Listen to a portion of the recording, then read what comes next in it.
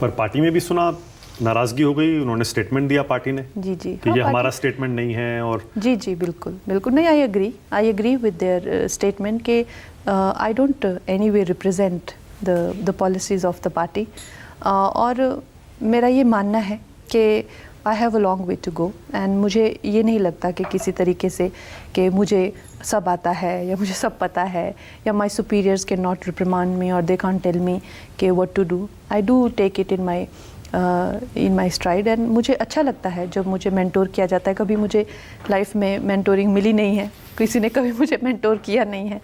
तो Nadda ji is in the place of my मेरे लिए पूजनीय है। मेरे क्षेत्र से आते हैं लेकिन उनकी जो भावनाएं हैं मेरे लिए डेफिनेटली डांटा उन्होंने।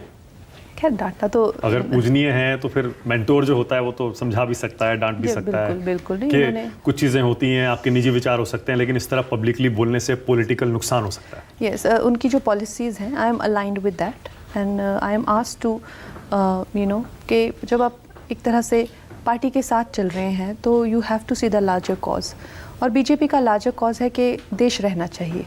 इंडिविजुअल हम कुछ भी जिन लोगों ने जो है चाहे फार्मर प्रोटेस्ट को हाईजैक कर लिया था, चाहे उसमें जो भी असामाजिक तत्व ने जिन्होंने हाईजैक लिया, आज हम उन पे तंज कर सकते हैं।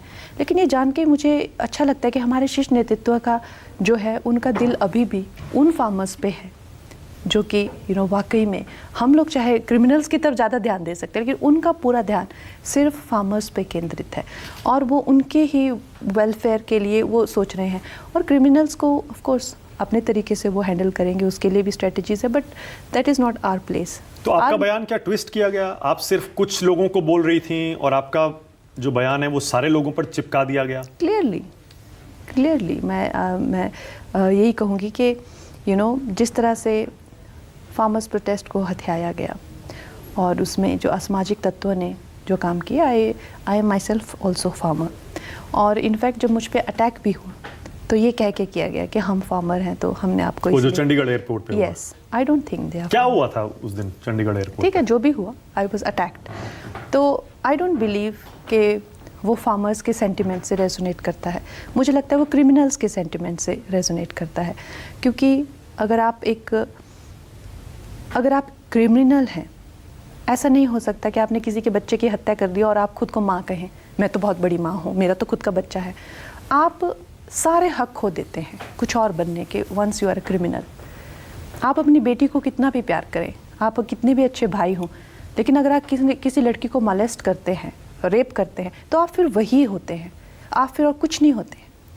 तो आप जब अपनी वर्दी को आप डिसरिस्पेक्ट करते हैं, आप किसी पे हाथ उठाते हैं, वो भी इन दैट रोल, और फिर आप कहते हैं आप फार्मर है, नहीं, आप सिर्फ क्रिमिनल हैं और आप मुझे कन्विंस नहीं कर सकते कि आप फार्मर हैं।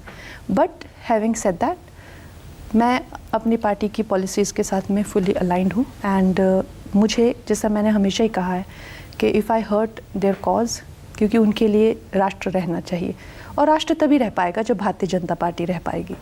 और इस वक्त ऑल द मोर हमारे पास इतने चैलेंजेस हैं, खासकर विपक्ष जो है देश को जलाने पर आ गया है, चाहे जाति के नाम पर, चाहे वो इंटरनेशनल एजेंडाज हों, चाहे वो देश के टुकड़े करना हो, उनको सत्ता चाहिए।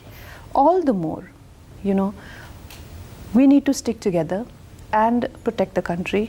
And if knowingly or unknowingly I hurt the cause of Bharatiya Janata Party, I will be very ashamed of myself and I will be very sorry for myself. तो मुझसे ज़्यादा दुख किसी को भी नहीं होगा। तो I do believe कि I need to stick with party's policies. Absolutely. Yeah. Absolutely. Party में रहते हैं तो फिर एक पार्टी के सिपाही की तरह आपको अनुशासन में बंध के भी रहना पड़ता है।